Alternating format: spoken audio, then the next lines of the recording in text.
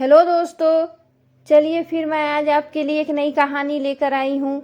अगर मेरी कहानी आप लोगों को अच्छी लगे तो प्लीज़ मेरे चैनल को सब्सक्राइब कर दीजिएगा और लाइक का बटन भी ज़रूर दबा दीजिएगा और कमेंट करके भी ज़रूर बताइएगा ये कहानी आपको कैसी लगी। चलिए शुरू करते हैं कहानी। बहुत किस्मत वाले लोग होते हैं जिनको इन संसार में प्यार मिलता है, और उससे ज़्यादा किस्मत वाले लोग वो होते हैं जो पूरी ज़िंदगी साथ गुजारते हैं। दोनों साथ साथ जीते हैं और साथ साथ मर जाते हैं। ऐसे ही किस्मत वाले एक लड़का और लड़की की ये कहानी है। लड़का का नाम अजय था और लड़की का नाम आदित्य। दोनों एक दूसरे से हद से ज़्यादा प्यार करते थे। दुनिया की नज़र में वह प्रेमी जोड़े की तरह थे, पर उन्होंने एक दूसरे को कभी प्रपोज नहीं किया था।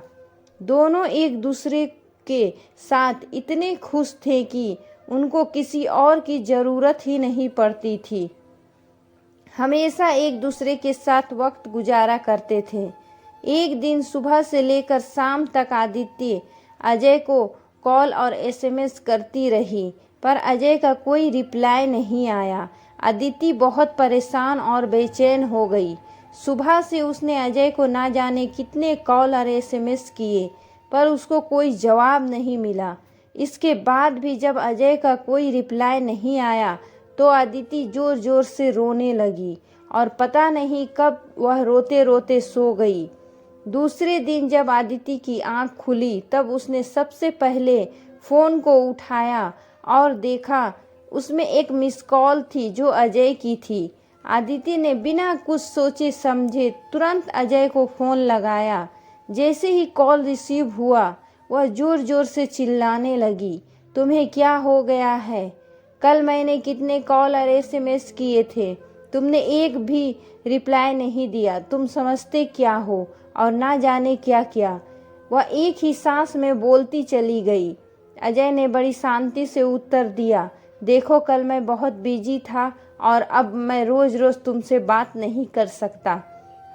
मेरे भी कुछ सपने हैं और मुझे अपने करियर पर फोकस करना है। इतना कहकर अजय ने फ़ोन काट दिया। अदिति के पैरों तले से ज़मीन खिसक गई। वह समझ नहीं पा रही थी आखिर अचानक ऐसा क्या हुआ जो अजय उससे बात ही नहीं करना चाहता था। वह ज़ोर ज़ोर से रोने लगी और उसके सामने फ्लैशबैक चलने लगा। अजय के इस बदले हुए रूप के बारे में उसने कभी सपने में भी नहीं सोचा था। जैसे जैसे वह बातें याद करती वैसे वैसे उसकी आंखों से आंसू गिरते चले जाते। अदिति की नज़रों के सामने अजय के साथ गुजारे एक एक पल की तस्वीर ऐसे घूम रही थी जैसे दोनों कल ही मिले हों। पर यह दोनों जानते थे उनका रिश्ता 7 साल से ज़्यादा पुराना है। वह अपने आप को कमज़ोर, अकेला और दुखी महसूस कर रही थी। इससे पहले हर मुश्किल में अजय उसके साथ था, पर इस बार वह अकेली थी और उदास थी। अदिति की एक ही दिन में इतनी टूट गई कि वह सुसाइड करने की सोचने लगी। शाम के समय अदिति ने हिम्मत करके अजय को कॉल किया। अजय ने फ़ोन उठाते ही कहा, मैं अभी बहुत बिजी हूँ, तुमसे बात नहीं कर सकता, सॉरी, और फ़ोन रख दिया। अदिति के नंबर से रात 8 बजे अजय को फ़ोन आता है। फ़ोन सुनकर अजय ज़ोर ज़ोर से रोने लगता है। वह कहता है, यह सब मेरी गलती है, मेरी गलती से यह सब हुआ है, इसका जिम्मेदार बस मैं हूँ, और रोते हुए घर से हॉस्पिटल के लिए निकल जाता है।